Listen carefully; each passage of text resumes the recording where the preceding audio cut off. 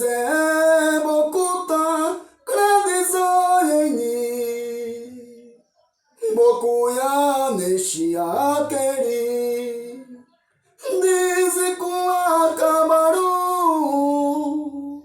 boku ya neshi akeri dize com acabaru boku ya neshi akeri dize com acabaru boku ya neshi akeri dize com acabaru o momo crecreide sabuca sepru o momo crecreide sabuca sepru e dizer bokuta kradizoyeni e dizer bokuta kradizoyeni boku ya neshi akeri dize com acabaru boku ya neshi akeri dize com acabaru boku ya neshi akeri dize com acabaru.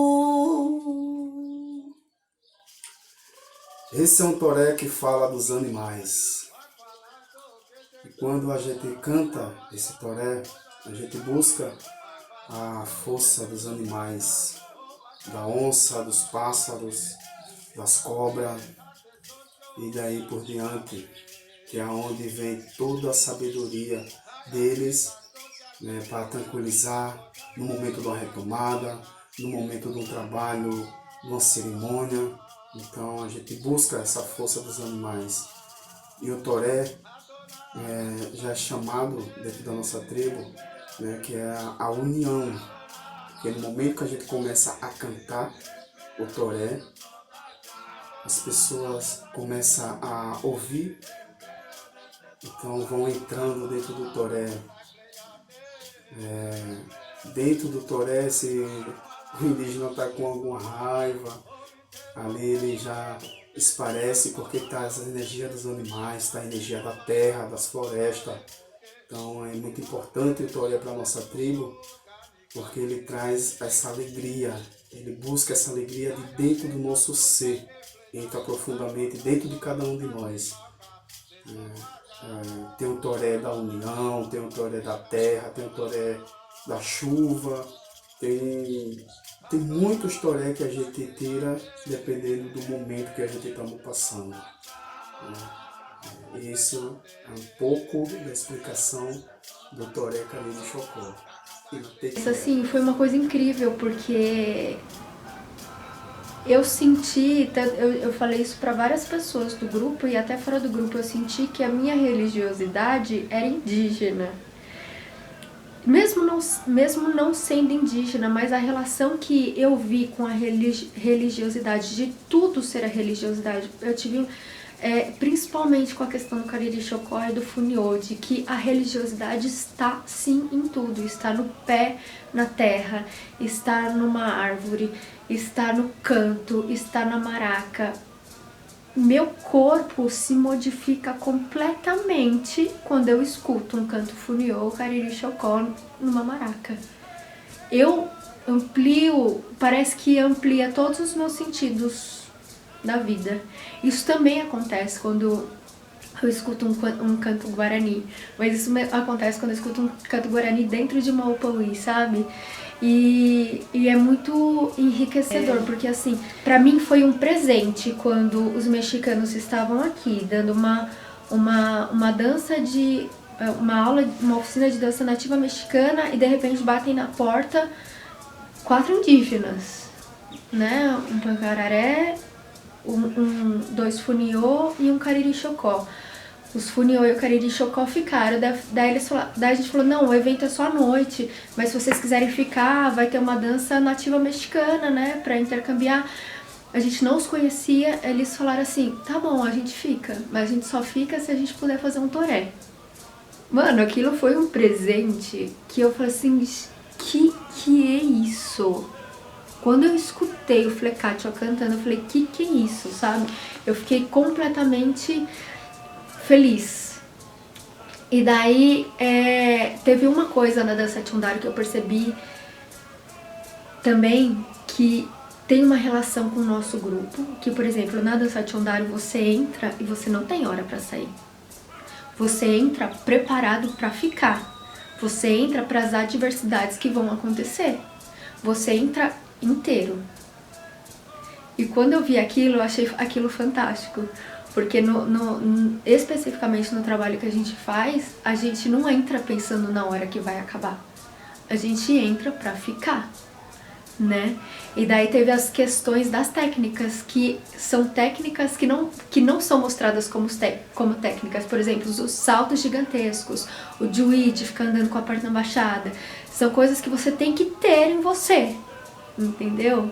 Através do impulso. Só que pra gente, a gente enxerga através do impulso, né?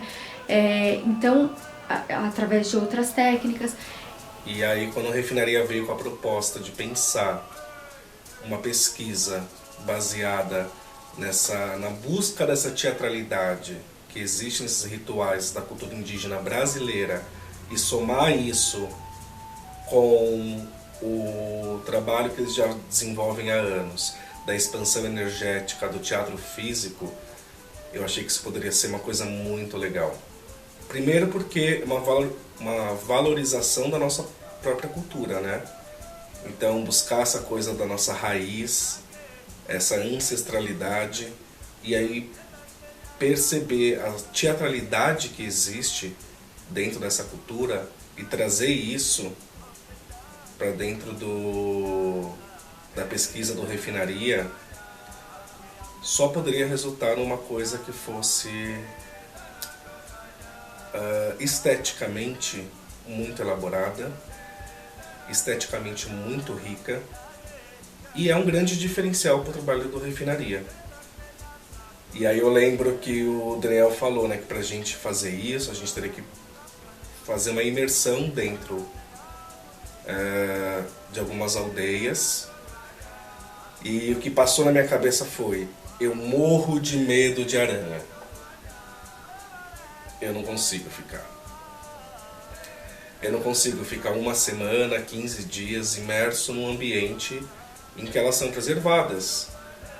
E dentro da cultura deles eu não poderia impor alguma coisa que fosse contrária a isso, mas eu ficaria morrendo de medo, eu não ficaria em paz, eu não ficaria sossegado. E aí eu achei que isso era uma coisa que poderia prejudicar a pesquisa, então eu preferi não fazer parte desta etapa da pesquisa.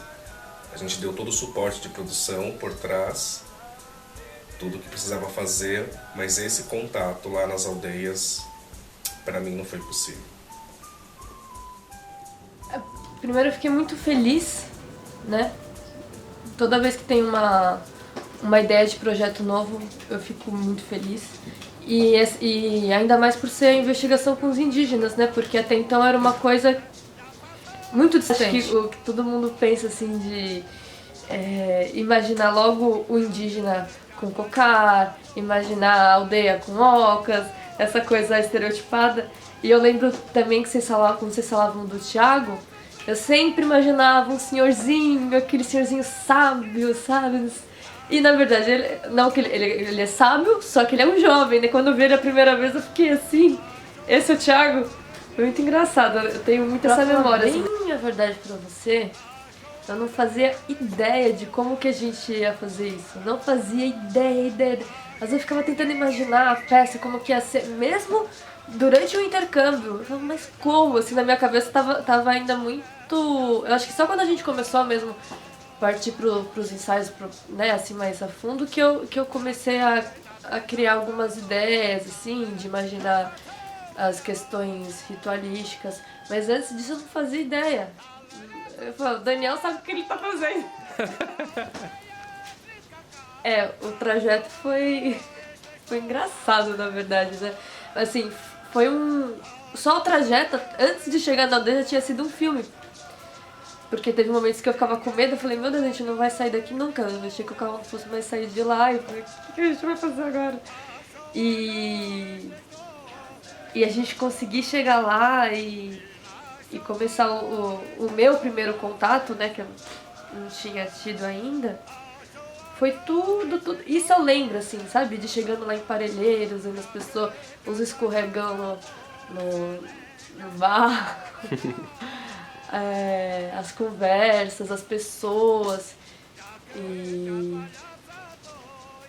Mas assim, o trajeto em si foi uma novela. Ficou. A gente tava. Era uma estrada de barro, tinha chovido muito, tava chovendo muito. E o carro ficou atolado e a gente não conseguia empurrar, tentava e nada. E aí a gente teve que colocar a gente pegou uns pedaços de madeira assim, colocava por baixo da roda pra levantar. E a roda assim. Mas depois foi, uma hora foi. Com sacrifício, mas foi. Depois acho que a gente até descobriu um caminho alternativo. A gente ficou atolado, colocou o negócio de madeira, girava e não ia. Só foi conseguir sair de lá quando tava passando um caminhão e ajudou a gente a tirar o carro. Senão também a gente não tinha saído de lá. Então, antes da gente ir pra aldeia, Daniel sempre conversava com a gente pra ter cuidado, pra respeitar, eu acho que é bastante cautela mesmo, assim, né? Cuidado com as palavras, porque é uma cultura totalmente diferente. A gente não tá acostumado e a gente quer chegar já achando que tá em casa, né? E aí sempre teve muita conversa pra gente ter muito cuidado, né? E mesmo assim, mesmo com conversa, aconteceram desentendimentos, né? Vezes que a orientação não foi seguida, e aí é o momento que você pensa que tudo vai desmoronar. Você fala, ferrei com tudo, né? Você fala, putz, e agora? Porque é todo um processo pra construir uma relação, pra ter um contato, pra eles terem confiança. E aí você vai lá e um deslize que você dá, cai tudo. Só que aí a gente foi percebendo, né? Foi entendendo. E quando a gente foi seguindo as orientações, as coisas foram fluindo muito melhor, muito mais tranquilo, muito mais gostoso, proveitoso, enfim. Porque acho que até surgiu o benefício, você não...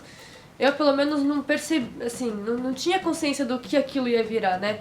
Então você tem que ficar ali sempre pisando em ovos, tem que se controlar, né? Porque a gente é muito na espontaneidade, falar e do nosso jeito, como a gente está habituado. Cada um age de uma forma dentro da sua casa, né? E tudo bem.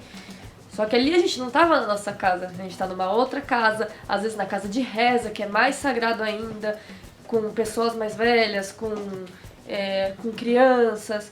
Então, esse ter que ficar se controlando, se segurando, era muito ruim, muito difícil. Assim, eu realmente não gostava, assim. E aí você começa a perceber características suas. Você fala, nossa, nunca tinha reparado que eu fazia isso. Nossa, às vezes eu ficava até com vergonha, eu falava, puta, que coisa de gente mal educada, né? E aí você vai começando a perceber, e obviamente que isso só traz benefício. Porque, como a gente estava conversando, você não deixa de ser quem você é. Você só tá agindo com respeito, né? Do jeito que tem que ser. E aí depois, quando começa a surgir esse efeito, é ótimo, né? Você fica... Além de você se entender como pessoa, perceber coisas em você que às vezes você não reparava, você tá respeitando o espaço do outro também, né? Você tá, criando um laço, assim, harmônico, né? Uma coisa confortável, gostosa, que cada um fica confortável com você mesmo, num espaço entre outras pessoas, né? Você descobrir outras culturas, outras formas de viver, de pensar, em todas as relações, é muito rico, né? É muito gostoso, assim, é uma experiência muito, muito, muito boa mesmo. E isso é em cada detalhe, né? Em cada coisa. Tanto, por exemplo, a hora do almoço. Como que é essa hora do almoço? Tem a cozinha, todo mundo come, aquela coisa. Que em casa mesmo, a gente, em 3 pessoas, não faz isso. Né? Tipo, cada um come no seu canto, às vezes, não sei o que tá. E cada detalhezinho, você percebe uma coisa que é diferente do que você vive. E aí você... Pra mim foi até um pouco uma coisa que foi difícil, assim, porque eu queria ficar ali, não queria ir embora, eu quero viver desse jeito, né? Tem tantas dificuldades, tem tantas coisas, né, que passam e tal, mas tem tantas vantagens também, tantas coisas bonitas, boas, que eu queria... E aí aconteceu também uma coisa de eu achar tudo como se fosse paraíso, né? E até quebrar também isso, que também não é assim que funcionam as coisas. Então foram várias descobertas, né? Várias coisas. Teve esse momento de achar que tudo era lindo, perfeito, maravilhoso, aí você descobre que são seres humanos, que as pessoas têm suas dificuldades, seus conflitos, seus defeitos, e aí fala, opa, mas ao mesmo tempo é muito doido, assim. Eu acho que assim, como são muitas coisas diferentes, e tem muitas coisas boas, né? Tem várias coisas assim que você quer absorver. Então, tem muitas coisas que eu ainda não absorvi, mas que eu vejo, que eu admiro e que eu tento me policiar, assim, né? Pra gerar transformações, né? Coisas assim. Então, por exemplo, uma das coisas que eu acho que eu mais admiro, assim, é essa relação de comunidade, de coletivo, de todo mundo trabalhar junto, de todo mundo fazer tudo. Não tem essa coisa de uns fazem, outros não, outros ficam esperando. Todo mundo faz dentro das suas, das suas, né, limitações e tal. E isso é uma coisa que eu quero muito absorver de fato, assim, pra mim. Que eu acho que ainda falta. Eu acho que é uma coisa que eu vi, que eu gostei, que eu quero pra mim, mas que eu ainda não alcancei, assim. Mas de tudo, eu acho que isso é uma das coisas mais...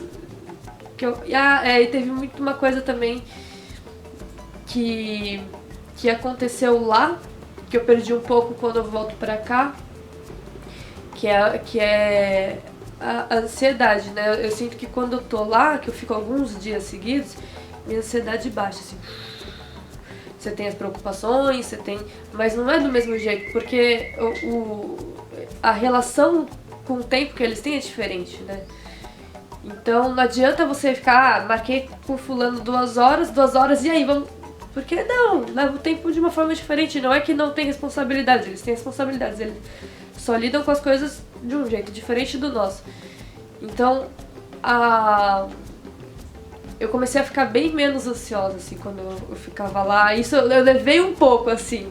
Eu consegui trazer isso um pouco pra casa, que volta tudo, assim. Mas isso também é uma coisa que eu quero conseguir carregar futuramente, assim. Seria o mundo ideal se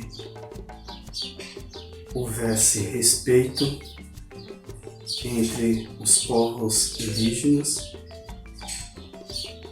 entre a humanidade, porque o mundo melhor não está aqui fora, o mundo melhor está dentro de cada um de nós. Então, para a gente fazer um mundo melhor, ou para mim, um mundo melhor, é o respeito ao próximo.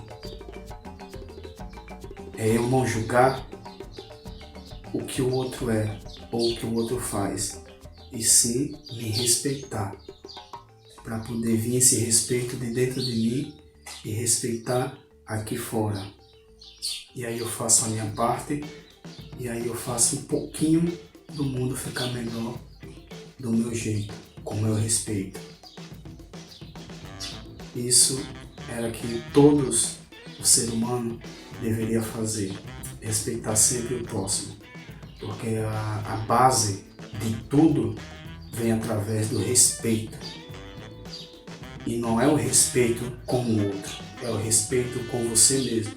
Porque se você não tem respeito por você, você não vai ter pelo ninguém. Então isso é um mundo melhor dentro de cada um de nós. O teatro, a cultura é fundamental para a sua nação. Uma nação que não alimenta, que não esclarece, que não leva, ou seja, além de entretenimento, no sentido de emancipação do ser, uma cultura que não faz isso é uma cultura ou um país